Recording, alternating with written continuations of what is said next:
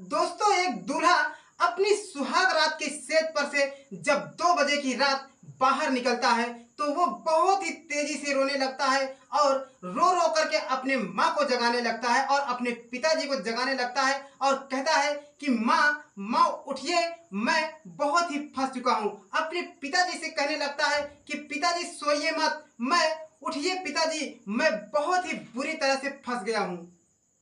दोस्तों, उसके बाद में यह सुन करके उसके पिताजी की नींद उड़ जाती है और उसके बाद में माँ की भी नींद उड़ जाती है। ऐसे में पूरा पड़ोस और पूरा मोहल्ला इकट्ठा हो जाते हैं उसके द्वार पर। दोस्तों, उसके बाद में सब पूछने लगते हैं कि बोल क्या हुआ, रो क्यों रहा है। लेकिन दूल्हे का हाथ और पैर कांप रहे होते हैं और वो बहुत ही ज्यादा डरा हुआ होता है। दोस्तों, आइए जानते हैं कि ये दूल्हा क्यों रो रहा होता है। जबकि सुहाग रात एक ऐसी रात होती है जहां पर दो आत्माओं का मिलन होता है, लेकिन ये दूल्हा उस दिन 2 बजे रात छाती को पीट पीट करके क्यों रो रहा होता है और अपनी नींद और अपने परिवार की और पूरे पड़ोस मोहल्ले की नींद को उड़ा देता है। दोस्तों, आइए कहानी की ओर चलते हैं और कहानी को विस्तार से समझते हैं। ये कहानी बहुत ही रियल घटना है और एकदम सच्ची घटना है। इसमें कोई भी 1% फेक नहीं है। दोस्तों, इस कहानी को पूरा सुनिएगा क्योंकि ये जो कहानी है अभी बस थोड़े ही दिन हुए हैं। मुझे जैसे ही इस कहानी के बारे में पता चला तो मैं अपने आप को रोक नहीं पाया और सोचा कि मैं अपने दोस्तों को जरूर सुनाऊंगा। दोस्तों, कहानी बहुत ही दिलचस्प होने वाली, बहुत ही रोमांचक होने वाली। वीडियो को पूरा देखिए और वीडियो पर बने रहे। लेकिन उसके पहले मेरा बस एक ही रिक्वेस्ट है कि हमारे इस चैनल को सब्सक्राइब कर लीजिए और वीडियो को लाइक कर दीजिए, जिससे हमारे वीडियो का नोटिफिकेशन आपके मोबाइल पर आसानी से मिलते रहे और हमारा हौसला ऐसे ही बढ़ता रहे। तो दोस्तों, देर न करते हुए कहानी को सुनाते हैं और विस्तार से समझाते हैं। दोस्तों, ये कहानी प्रयागराज के एक छोटे से गांव की है, जिस गांव का नाम जलालपुर और नेकनामपुर बताया जाता है। दोस्तों, जलालपुर के बगल में जो नेकनामपुर का गांव है, उसी गांव में एक प्रकाश नाम का लड़का होता है और बहुत ही हैंडसम और बहुत ही टैलेंटेड लड़का होता है, बहुत ही होशियार होता है। ऐसे में उसकी शादी की बात चलने लगती है। उसके पिताजी सोचते हैं कि अपने बेटे की शादी बहुत ही धूमधाम से रचाएंगे और बहुत ही खूबसूरत दुल्हन लाएंगे। दोस्तों, ऐसे में प्रकाश की शादी के लिए रिश्ता खोजने लगते हैं, लेकिन कई रिश्ता देखते हैं, प्रकाश को कोई रिश्ता पसंद नहीं होता है क्योंकि लड़की उसके मन की नहीं होती है और उसे लड़की पसंद नहीं होती है। दोस्तों, ऐसे में काफी समय बीत जाता है। ऐसे में जलालपुर के ही बगल में एक गांव होता है। उस गांव में वो अपने प्रकाश के लिए लड़की देखने के लिए जाते हैं, लेकिन प्रकाश भी साथ में जाता है और लड़की को देखते ही प्रकाश मस्त हो जाता है और प्रकाश खुश हो जाता है। उसके सर से पांव तक देखता है तो वो एकदम जन्नत की हूर होती है।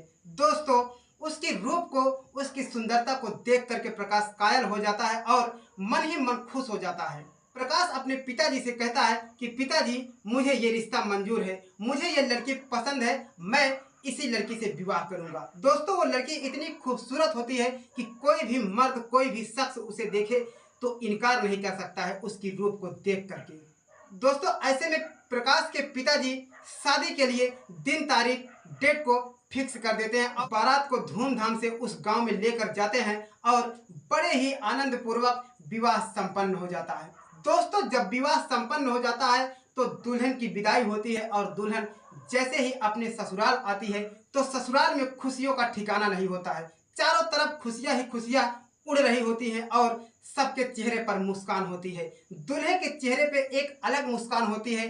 पिताजी डबल बीरा पान खाए हुए वो एकदम मदमस्त होते हैं और अपने बेटे की किस्मत पर नाच कर रहे होते हैं। इधर प्रकाश भी अपनी किस्मत से खुश होता है और वो कहता है, अपने दोस्तों के साथ में पार्टी देता है। उसके बाद में इतनी ज्यादा खुशियां चारों तरफ नजर आने लगती है। कोई भी ऐसा शख्स नहीं होगा जिसके चेहरे पर खुशियों की हरियाली नजर न आ रही हो।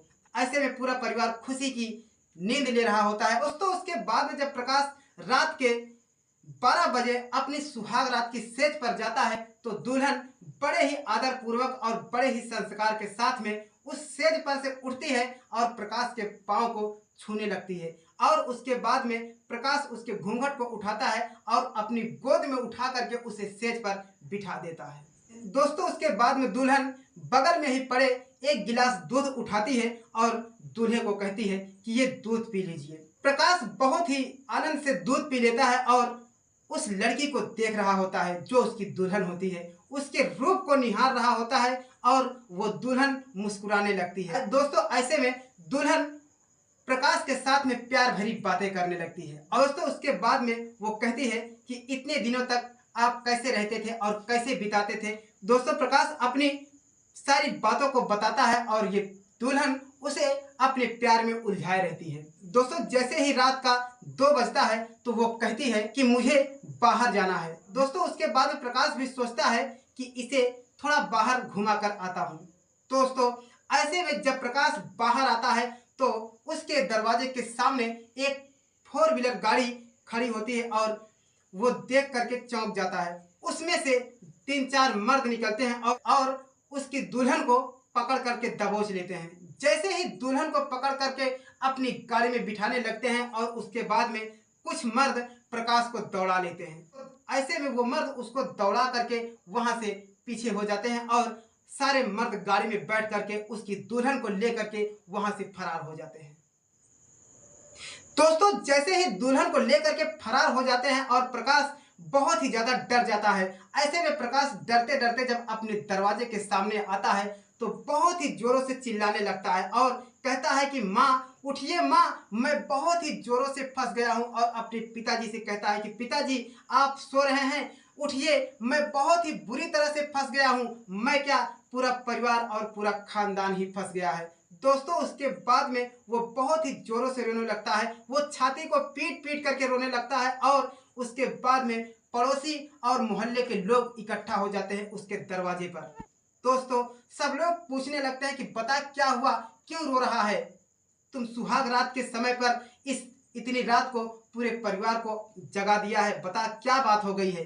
दोस्तों उसके पांव कांप रहे होते हैं और प्रकाश काफी डरा हुआ होता है। दोस्तों ऐसे में वो बताने लगता है कि मैं जब सुहाग रात की स्टेज पर गया तो वो दुल्हन मुझे अपनी बातों में उलझाए रखी थी। उसके बाद में जैसे ही 2 बजा मुझसे बाहर आने के लिए कहती है और मैं उसे जब बाहर लाता हूँ तो उसके बाद में दरवाजे के ही सामने 4 व्हीलर गाड़ी में कुछ मर्द निकलते हैं और उसको पकड़ करके ले लेकर भाग जाते हैं और मुझे भी काफी दूर तक दौड़ा कर ले जाते हैं, लेकिन मैं किसी तरह से बच गया हूँ। उसके बाद में जब ये सारी बात बताता है तो दोस्तों परिवार वालों की नींद उड़ जाती है और वो सब लोग हैरान हो जाते हैं। दोस्तों उसके बाद में जैसे ही सुबह होती है तो उस दुल्हन के मायके वाले फोन लगाते हैं। दुल्हन के मायके वाले जब दुल्हन के फोन पर फोन लगाते हैं तो उसका फोन स्विच ऑफ होता है। दोस्तों फोन स्विच ऑफ आने लगता है तो वो उसके मायके वाले हैरान हो जाते हैं। फिर ये जो दूल्हा प्रकाश होता है उसके मोबाइल पर फोन लगाते हैं, लेकिन जैसे ही प्रकाश फोन उठाता है तो वो कहता है, तो उसके बाद में उधर से कहते हैं कि हमारी बेटी से बात कराओ। लेकिन प्रकाश सारी बात को जब बताता है उन लोगों को भी होश उड़ जाते हैं और वो कहते हैं कि कुछ नहीं, तुमने हमारी बेटी के साथ में कोई गलत काम किया है, तुमने हमारी बेटी को जान से मार दिया है। दोस्तों ऐसे में दुल्हन के मायके वाले सुबह उसके परिवार को पूरा घेर लेते हैं। और दोस्तों प्रयागराज के एक छोटा सा थाना है फूलपुर, जो बहुत ही जो उसके दोस्तों दोस्तों दोस्तों प्रयागराज में ही एक छोटा सा थाना होता है जिसका नाम फूलपुर होता है। फूलपुर थाने से पुलिस आती है और उसके बाद में इसके पूरे परिवार को हिरासत में ले लेती है और उसके पूरे परिवार को बंद कर देती है। दोस्तों पूरे परिवार को जब जेल में बंद कर देती है तो उसके बाद में उस परिवार में मातम छा जाता है।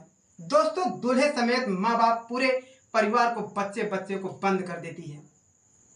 दोस्तों ये कहानी अभी थोड़े ही दिन हुए हैं, बहुत ही रियल कहानी है, बहुत ही सच्ची कहानी है।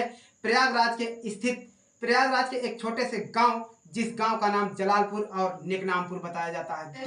तो दोस्तों ये है खूबसूरती की मार, जबकि प्रकाश कोई और भी लड़की से शादी कर सकता था, लेकिन आज तो हर किसी को दुल्हन खूबसूरत चाहिए, लेकिन ज्यादा खूबसूरती भी बहुत ही ज्यादा तकलीफ देती है। दोस्तों खूबसूरती भी बहुत ही ज्यादा कष्ट देती है।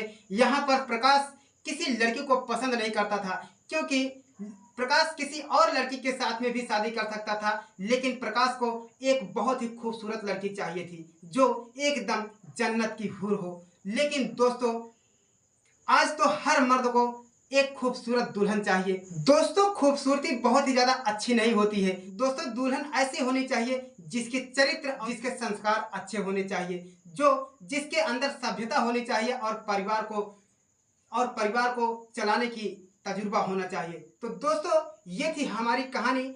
हमें बस इतना ही मालूम था। जैसे ही आगे की कहानी मालूम पड़ेगी तो मैं आपको जरूर सुनाऊंगा। तो दोस्तों हमारा इस वीडियो से किसी के दिल को या किसी की भावनाओं को ठेस पहुंचाने का उद्देश्य नहीं था, बल्कि मैं जागरूक करना चाहता हूं कि ऐसी दुल्हन से सतर्क रहिए और ऐसे लड़की से सतर्क रहिए, या फिर जहां कहीं पर भी अपना रिश्ता देखने के लिए जाए खूब अच्छे से देख रेख करके तब जा करके शादी करना चाहिए, नहीं तो जीवन की डोर बंधने से पहले टूट जाएगी।